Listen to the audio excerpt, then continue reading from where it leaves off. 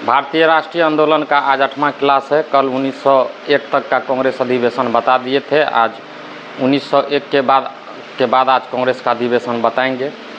जितने भी कांग्रेस का अधिवेशन है आप उसको यूट्यूब पे जाके, मेरे चैनल पे यूट्यूब पे जाके उसको पढ़ते रहिए ताकि आपको याद होते रहेगा। बहुत विद्यार्थियों का शिकायत है कि जो बोर्ड पे लिखा हुआ दिखाई नहीं देता है, तो दिखाई देने से कोई मतलब नहीं है। हमारे वीडियो को 3 से 4 बार देखिए, आपको याद हो जाएगा। आपको याद करना ना कि लिखना है, बार बार सुनिए, आपको याद हो जाएगा। हम एक ही चीज़ को 3 बार हम ही खुद ही बता देते हैं, आप उसको बार बार देखिए तो याद हो जाएगा। चलते हैं आज के अगले क्लास में। कल 1901 तक का कांग्रेस के अधिवेशन को बता दिए थे, आज अगले अधिवेशन पे चलते हैं। अब चलते हैं 1901 के बाद डायरेक्ट चलना है 1905 पे। 1901 के बाद डायरेक्ट चलना है 1905 पे। 1902, 1903, 1904 को याद नहीं रखना है, वह परीक्षा के दृष्टिकोण से इम्पोर्टेंट न है, महत्वपूर्ण है। डायरेक्ट चलना है 1905 में। 1905 में कांग्रेस का अधिवेशन बनारस में हुआ था। 1905 में कांग्रेस का अधिवेशन बनारस में हुआ था, जिसके अध्यक्ष, इस कांग्रेस के अधिवेशन के अध्यक्ष गोपाल कृष्ण गोखले कर रहे थे। गोपाल कृष्ण गोखले 1905 के कांग्रेस के अधिवेशन की अध्यक्षता किए थे, गोपाल कृष्ण गोखले। अब ये अधिवेशन क्यों इम्पोर्टेंट है, तो इसका एक ही विशेषता है, वो जानने का प्रयास करिए आप लोग कि कांग्रेस के इस अधिवेशन में गोपाल कृष्ण गोखले को विपक्ष का नेता बनाया गया था। विपक्ष का नेता कहने का मतलब ये है कि कोई भी सरकार चल रहा है तो उसके विरुद्ध आवाज़ उठाता है, उसी को कहते हैं विपक्ष का नेता। अगर कोई सरकार चल रहा, तो जैसे अभी चल रहा है मोदी सरकार, तो विपक्ष में कांग्रेस है, तो अभी विपक्ष का नेता हुआ कांग्रेस। ठीक इसी प्रकार 1905 में जब कांग्रेस का अधिवेशन हुआ था तो उसके अध्यक्ष गोपाल कृष्ण गोखले थे, और उस कांग्रेस के अधिवेशन में गोपाल कृष्ण गोखले को विपक्ष का नेता का दर्जा दिया गया था। अब गोपाल कृष्ण गोखले विपक्ष में बैठ के क्या करते, तो उस समय में वर्तमान ब्रिटिश सरकार हुआ करते थे। ब्रिटिश सरकार की जितनी भी नीति थी उसकी आलोचना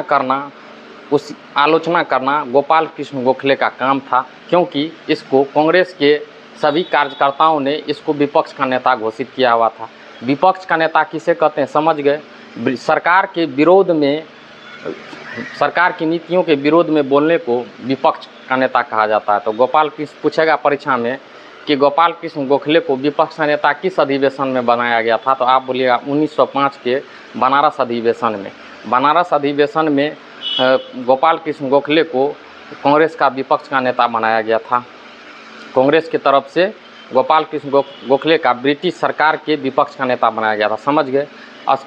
एक लाइन में जानना है कि 1905 में कांग्रेस का अधिवेशन कहाँ हुआ था, तो बनारस में, और इसके अध्यक्ष कौन थे, तो गोपाल कृष्ण गोखले। विशेषता क्या है इस अधिवेशन का? इस अधिवेशन का विशेषता है कि गोपाल कृष्ण गोखले को ब्रिटिश सरकार के विरुद्ध विपक्ष के नेता का दर्जा दिया गया था। 1905 का अधिवेशन की यही खासियत है। आप 1906 के अधिवेशन पे चलते हैं। 1906 का अधिवेशन कलकत्ता में हुआ था, और इसके भी अध्यक्ष दादा भाई नौरोजी। याद करिए, आप पिछले क्लास में हम आपको बताए थे कि जब 1886 का कांग्रेस अधिवेशन बताए थे, जो कांग्रेस का द्वितीय अधिवेशन था, तो उस अधिवेशन में हम बताए थे कि दादा भाई नौरोजी कांग्रेस के 3 बार अध्यक्ष रहे थे। उसी समय बता दिए थे, एक बार 1886, एक बार 1893 और एक बार 1906। तो अब आ गया 1906। अब यहाँ पे बताने कोई जरूरी नहीं है। 1906 में कलकत्ता में कांग्रेस का अधिवेशन हुआ था, जिसके अध्यक्ष दादा भाई नौरोजी कर रहे थे। ये पिछले कक्षा में ही बता दिए, यहाँ पे चर्चा करना कोई जरूरी नहीं है। अब चलते 1906 के बाद 1907। 1907 का कांग्रेस का अधिवेशन हुआ था सूरत में। कहाँ हुआ था? सूरत में। देख सकते हैं बोर्ड पे, कांग्रेस का 1907 का कांग्रेस का अधिवेशन हुआ था सूरत में। ये इम्पोर्टेंट है, बहुत इम्पोर्टेंट। 1907 का कांग्रेस का अधिवेशन बहुत इम्पोर्टेंट है। कारण ये है कि इस अधिवेशन में पहली बार कांग्रेस में फूट पड़ा था। फूट समझते होंगे कि कांग्रेस 2 वर्गों में बंट गया था। अब क्यों बटा, इसका कहानी सुनिए। कांग्रेस में, हालांकि कांग्रेस में 2 दल के नेता हुआ करते थे, एक गरम दल, एक नरम दल। तो गरम दल के ओर से थे लाला लाजपत राय और बाल गंगाधर तिलक, और उधर थे नरम दल के नेता थे रास बिहारी घोष, रास बिहारी घोष। चूँकि 1907 में कांग्रेस का 2 वर्गों में टूट जाना, इसका मूल कारण ये था कि अध्यक्ष पद के लिए लड़ाई हो गया था। लड़ाई इसलिए हुआ था कि कुछ कांग्रेस के गरम दल के नेता सोच रहे थे कि इस अधिवेशन की अध्यक्षता लाला लाजपत राय करे या बाल गंगाधर तिलक करे, लेकिन कांग्रेस के नरम दल के नेता चाहते थे कि इस अधिवेशन की अध्यक्षता रास बिहारी घोष करे।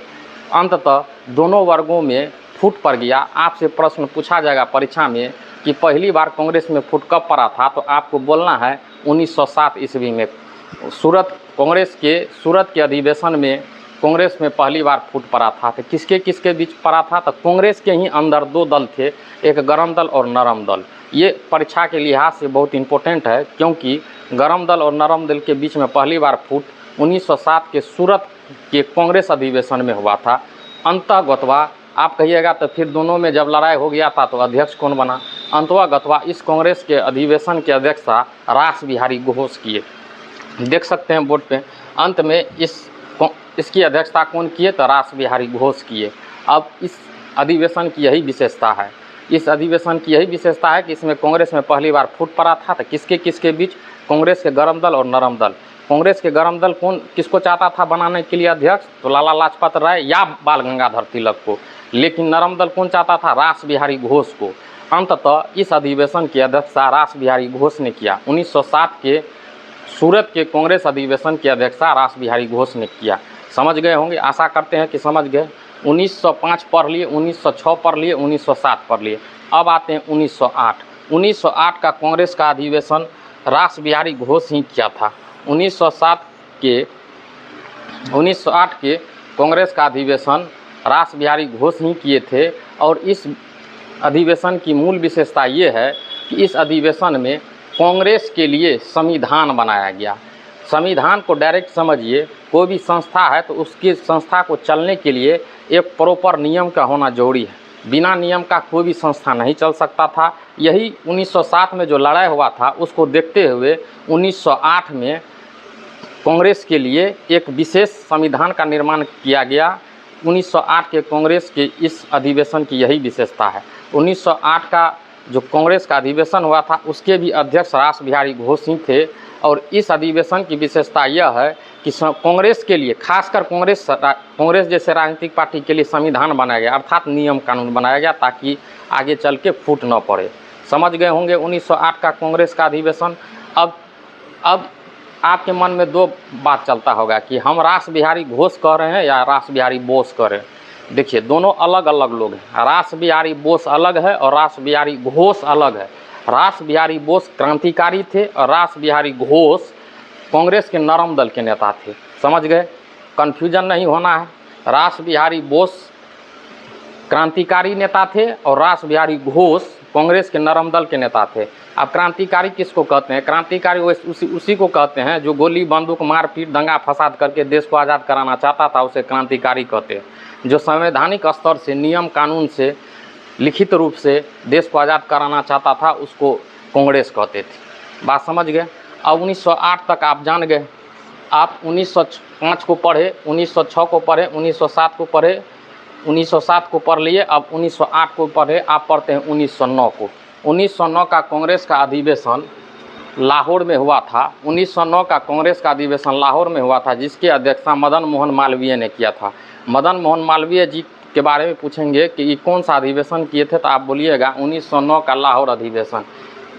अब इस अधिवेशन का विशेषता क्या है? तो इस अधिवेशन में मदन मोहन मालवीय ने, इस अधिवेशन में कांग्रेस के इस अधिवेशन में मदन मोहन मालवीय ने कहा था कि लॉर्ड रिपन भारत के सबसे सर्वश्रेष्ठ और लोकप्रिय वायसराय हैं। इसीलिए यह अधिवेशन इम्पोर्टेंट हो जाता है। आपके परीक्षा में पूछे जाता है, कई मर्तबा धड़ल्ले से पूछता है परीक्षा में कि भारत का सबसे सर्वश्रेष्ठ लोकप्रिय वायसराय किसे माना गया है, तो आप कहिएगा लॉर्ड रिपन को माना गया। किसको? तो लॉर्ड रिपन को माना गया है। और किसने कहा था? तो मदन मोहन मालवीय ने कहा था। किस अधिवेशन में कहा था? तो 1909 के लाहौर के अधिवेशन में कहा गया था। कि लाहौर के अधिवेशन में कहा गया था, मदन मोहन मालवीय ने कहा था कि भारत के सबसे सर्वश्रेष्ठ और लोकप्रिय वायसराय लॉर्ड रिपन है। अब चलते हैं 1910 में। 1910 को नहीं पढ़ना है। अब 1911 पे चलते हैं। 1911 का अधिवेशन कोलकाता में हुआ था।